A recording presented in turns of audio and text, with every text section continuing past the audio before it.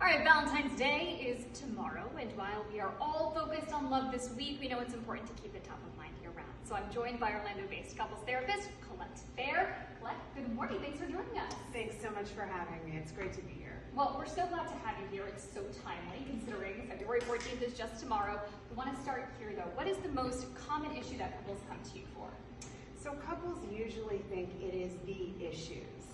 Fighting over the kids, finances, not having enough sex, but the real culprit is emotional disconnection.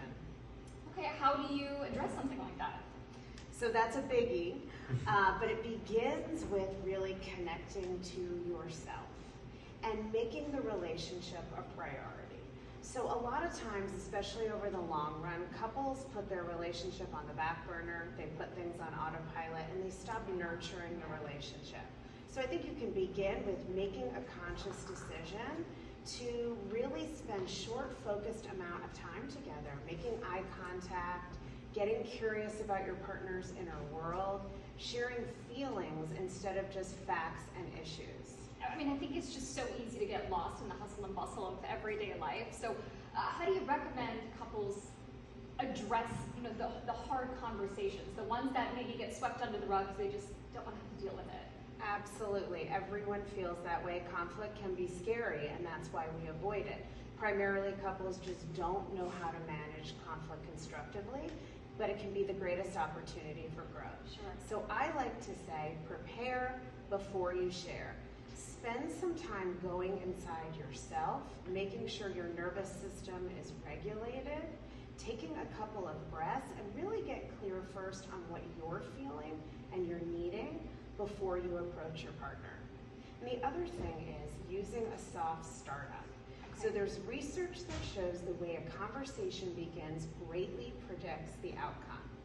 So using gentle language, asking your partner, is this a good time? If they're stressed or exhausted, the conversation's gonna get off on the wrong foot from the get-go. And I know one thing that we hear all the time when we're faced with relationship issues is it kind of begins with us first. You gotta show some self-love before you're able to give to somebody else. What are some common practices we can do to, help generate that, help sustain that self-love? It's such a great question. It's so important. And I think a practice of mindfulness where you're present and connected to yourself is key. And offering yourself compassion and validation. We tend to look to our partners for validation, and while that's very powerful, we forget that we can provide a lot of that for ourselves.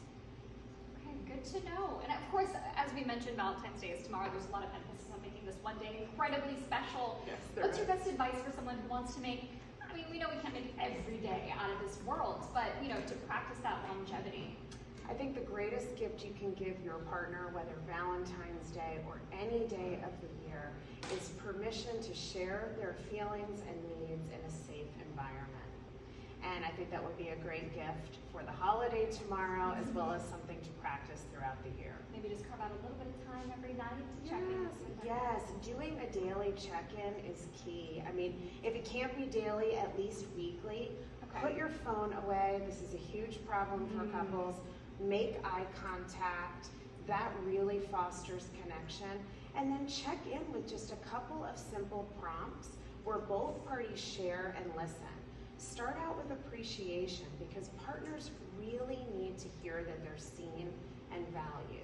And then share something you're feeling. We're not in the habit of actually naming and sharing our feelings, and it's very connecting. And then let your partner know what's on your mind, something I'm worried about lately. A lot of times we're kicking around in our head with something and our partner has absolutely no idea. Right. And then I think it's key to state your needs. A lot of times we hope that our partner will figure it out, and no one is a mind reader. Yeah. So it's really helpful to just say, hey, I need a little more quality time with you. I'm feeling lonely lately. Can we go for a walk? Can we spend some time after dinner just connecting the two of us? Sometimes it's the simplest things that go the longest way. It just seems to boil down to communication. Exactly. Thank you. Yeah, sometimes it's the simplest answer. Exactly. Thanks so much for joining us today. Hopefully a lot of people will be able to keep that in mind as we head into tomorrow, Valentine's Day. And at least, Kellyanne, we know the weather is going to be cooperating this week. So maybe take that walk or that conversation outside.